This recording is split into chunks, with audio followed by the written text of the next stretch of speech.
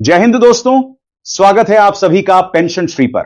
देश भर के लाखों केंद्रीय कर्मचारी, पेंशन धारक, पारिवारिक पेंशन प्राप्त करने वाले वरिष्ठ नागरिक और सेवानिवृत्त कर्मचारी इस समय कई महत्वपूर्ण विषयों को लेकर लगातार चर्चा कर रहे हैं।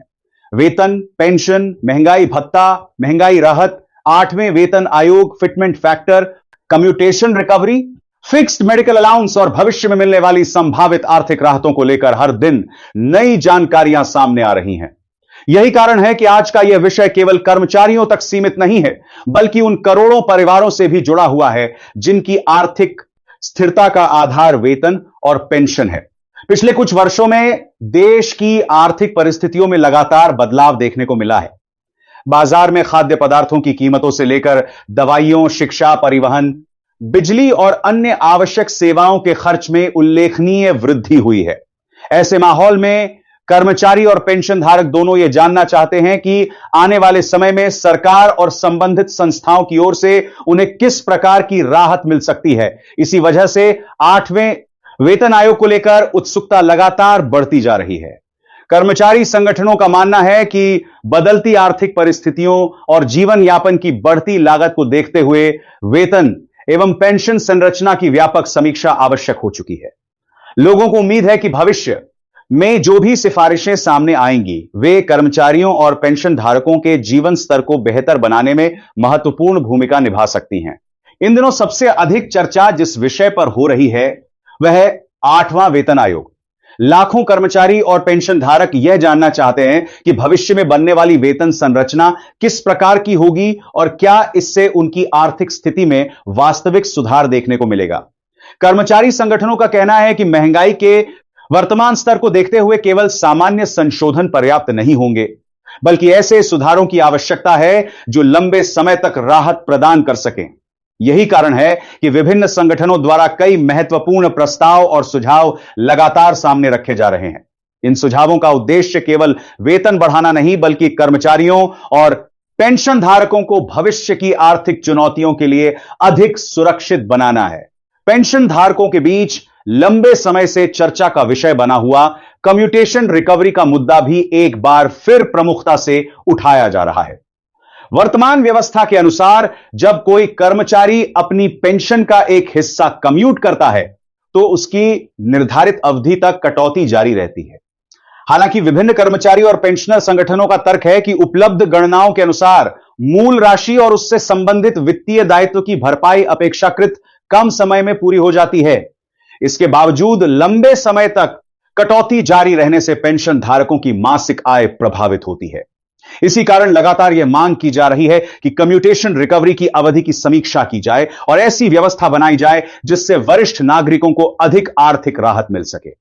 यदि भविष्य में इस इंडिया बीडीएपी के बाद जिसके बाद नागरिकों को देख राहत मिल सके दिशा में कोई सकारात्मक निर्णय लिया जाता है तो लाखों पेंशन धारकों की मासिक आय में उल्लेखनीय सुधार देखने को मिल सकता है। इसके साथ ही पेंशन की गणना से जुड़ा विषय भी चर्चा के केंद्र में बना हुआ है। वर्तमान में अधिकांश केंद्रीय कर्मचारियों को अंतिम वेतन का लगभग 50% पेंशन के रूप में प्राप्त होता है, लेकिन कर्मचारी संगठनों का कहना है कि बढ़ती महंगाई और बदलती आर्थिक आवश्यकताओं को देखते हुए इस व्यवस्था पर पुनर्विचार किया जाना चाहिए।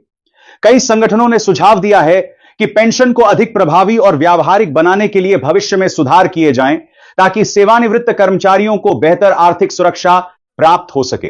उनका मानना है कि पेंशन केवल मासिक भुगतान नहीं बल्कि दशकों तक दी गई सेवाओं का सम्मान भी है। इसलिए सेवानिवृत्ति के बाद कर्मचारियों को ऐसी वित्तीय स्थिरता मिलनी चाहिए जिससे वे सम्मानपूर्वक जीवन व्यतीत कर सकें। स्वास्थ्य और चिकित्सा सुविधाओं का मुद्दा भी आज पहले से कहीं अधिक महत्वपूर्ण हो गया है।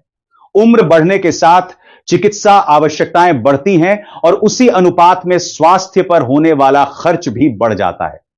कई पेंशन धारकों का मानना है कि वर्तमान चिकित्सा सहायता उनकी वास्तविक आवश्यकताओं की तुलना में सीमित है।